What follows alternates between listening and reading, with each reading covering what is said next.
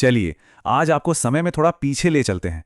एक ऐसे भारत में 1980 के दशक में, जब ना मोबाइल फोन थे, ना इंटरनेट, और जिंदगी की रफ्तार थोड़ी धीमी थी, थोड़ी सरल थी। तो तैयार हो जाइए उस जमाने की यादों के सफर के लिए। तो सबसे पहले बात करते हैं उस दौर के माहौल की। सच कहूं तो वो एक बिल्कुल अलग ही दुनिया थी, जिसका अपना एक अलग ही मजा था, अपनी ही एक धुन थी। और पता है उस दौर की सबसे खास बात क्या थी? यही कि लोगों के पास पैसे शायद आज के मुकाबले कम थे, पर जिंदगी में खुशी और सुकून वो कहीं ज्यादा था। साधन भले ही सीमित थे, पर हर छोटी छोटी चीज में खुशियां ढूंढ लेने का हुनर था सब में। आज की तरह इंटरनेट तो था नहीं, तो मनोरंजन का मतलब होता था सबका साथ में होना। याद है जब दूरदर्शन पे रामायण या महाभारत आता था तो गलियों में कैसा सन्नाटा पसर जाता था। और रेडियो रेडियो पे बजता कोई गाना पूरे परिवार और मोहल्ले को एक साथ ले आता था। अब जरा उस दौर के बचपन की बात करते हैं। अरे उसकी तो बात ही कुछ और थी। आज के वीडियो गेम्स नहीं थे, बल्कि बच्चे अपनी कल्पना से, अपनी क्रिएटिविटी से अपने खेल और खिलौने खुद ही बना लेते थे। हर किसी के लिए बाजार से महंगे खिलौने खरीदना मुमकिन नहीं था, तो बच्चे क्या करते थे? अरे लकड़ी के फट्टे उठाए, पुरानी चप्पलें ली और बन गई अपनी गाड़ी। फिर दोस्तों के साथ घंटों तक रेस लगती थी। कमाल था वो भी। और ये दिवाली का सबसे बड़ा आकर्षण, ये खिलौने वाली बंदूक तो हर बच्चे की पहली पसंद हुआ करती थी।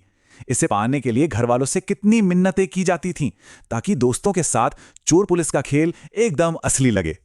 उस समय के जुगाड़ और सादगी का इससे अच्छा उदाहरण मिल ही नहीं सकता। सोचिए, कोल्ड ड्रिंक का एक ढक्कन, उसे हथौड़े से चपटा किया, कील से 2 छेद किए, धागा डाला और बस बच्चों की सबसे मजेदार फिरकी तैयार। मेलों से खरीदे गए ये छोटे छोटे खेल भी किसी खजाने से कम नहीं थे। चाहे वो छर्रे वाला पजल हो, जिसमें एक छोटी सी गोली को उसकी सही जगह पहुंचाना होता था, या फिर पानी में रिंग डालने वाला गेम। घंटों का मनोरंजन पक्का था और हमारे सब्र का इम्तिहान भी।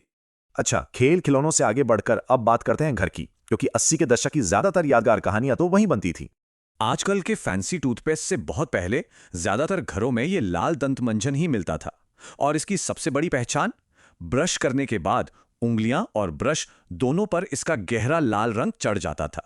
घर की नानियां और दादियां अक्सर घर के छोटे बच्चों के लिए काजल बनाने के लिए एक खास बर्तन का इस्तेमाल करती थी, जिसे कहते थे कजरोटा।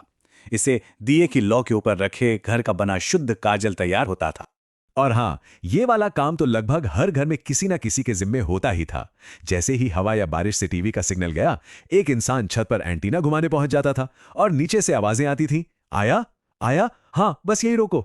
ये डिवाइस तो उस जमाने का असली ऑल इन वन गैजेट था। मतलब बिजली से चार्ज भी होता था, अंधेरे में रोशनी के लिए ट्यूबलाइट भी थी, और साथ में कैसेट प्लेयर और रेडियो भी। ये घर की एक बहुत कीमती चीज मानी जाती थी। आज तो एक क्लिक पर लाखों गाने मौजूद हैं, पर उस जमाने में संगीत का असली खजाना इन ऑडियो कैसेट्स में ही होता था।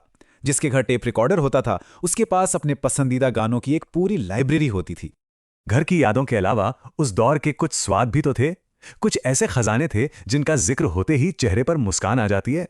स्वाद बहुत सीधे साधे थे, पर यादगार थे। चाहे वो मोहल्ले में बिकने वाली कुल्फी हो, या वो चूरण की खट्टी मीठी गोलियां जिन्हें खाते ही जबान लाल हो जाती थी, या फिर कुछ पैसों में मिलने वाली वो रंग बिरंगी टॉफियां, सबका अपना ही मजा था। उस समय चलन में जो सिक्के और नोट थे, वो आज के दौर से बहुत अलग दिखते थे। अब तो ये इतिहास का हिस्सा बन गए हैं और बहुत कम ही देखने को मिलते हैं। स्कूल जाने वाले बच्चों में एक बड़ा प्यारा सा विश्वास था, ये कि अगर किताबों के अंदर मोरपंख रखा जाए तो विद्या आती है और पढ़ाई में मन लगता है। तो ये सारी चीजें, ये आदतें, ये विश्वास, सब मिलकर एक ऐसी दुनिया की तस्वीर बनाते हैं जो आज भले ही दूर लगती है, लेकिन दिल के बहुत करीब महसूस होती है। ये यादें हमें उस समय में ले जाती हैं जब खुशियां साझा करने में थीं, जुगाड़ से चीजें बनाने में थीं, और बहुत छोटी छोटी बातों में थीं। वो वाकई एक ऐसा दौर था जिसे उसकी सादगी के लिए हमेशा याद रखा जाएगा। इस पूरे सफर के बाद एक सवाल मन में जरूर आता है, 1980 के दशक की वो कौन सी एक याद है जो आपके लिए सबसे खास है? वो कौन सी बात है जो आपको सीधा उसी दौर में वापस खींच ले जाती है?